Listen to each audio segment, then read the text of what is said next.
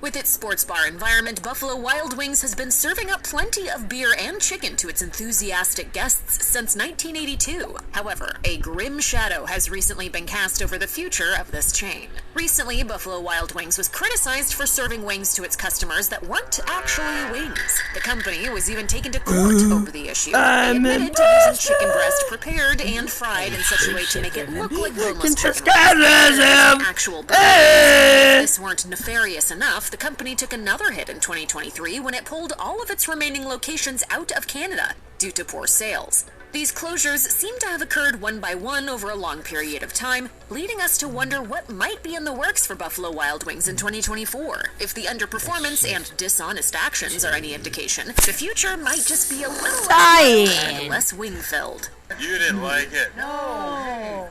Fuddruckers got its start in Texas in 1980 with a promise that set it apart, as the buns housing its scrumptious burgers were baked daily from scratch on site. There's a lot to love about this idea, but we might not get to enjoy it for much longer. Fuddruckers is hardly the grand-scale chain that it used to be, as there are a mere 60 locations left in the United States. While the story is a long one with multiple twists and turns, it appears that a consistent dip in revenue and popularity can be attributed to Fuddruckers' acquisition by the company Luby's in 2010. The new owner made some less than popular changes that ended up driving earnings down rather than up. In 2020, Luby's itself was liquidated, and Black Titan Industries took over the flailing Fuddruckers locations. While this most recent owner has been admirably trying to rekindle things, we fear that poor Fuddruckers might be too far gone to revive.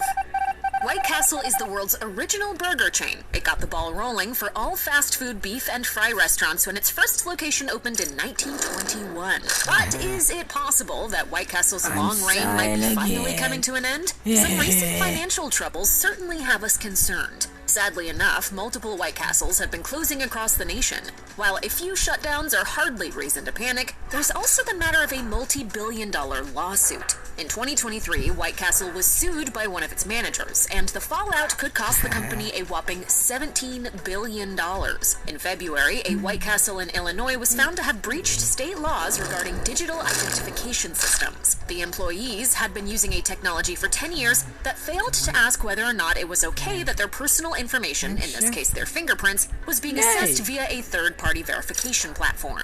It's ridiculous. This is illegal in Illinois, and the state Supreme Court ruled that the franchise had to pay for every single instance that it occurred. A payout of this magnitude can certainly be difficult to recover from, so it's definitely reason enough to worry about White Castle's long-term future. Yay! Originally known as Boston Chicken, Boston Market has been on the decline for years, and things certainly haven't improved much in 2023. There are currently about 310 locations in the U.S. While that might not sound too concerning, if you take a look at the bigger picture, some major issues begin to become clear. At its peak, Boston Market could boast 1,200 locations. So what has led to such a severe downsizing? For one thing, there has been a fair bit of scandal. In August 2023, 27 different locations were ordered to be closed by the Labor Department of New Jersey when it emerged that the franchise owed its workers $600,000 in outstanding wages. The company also had to pay a fine of $2.6 million, which only added to their pile of financial troubles.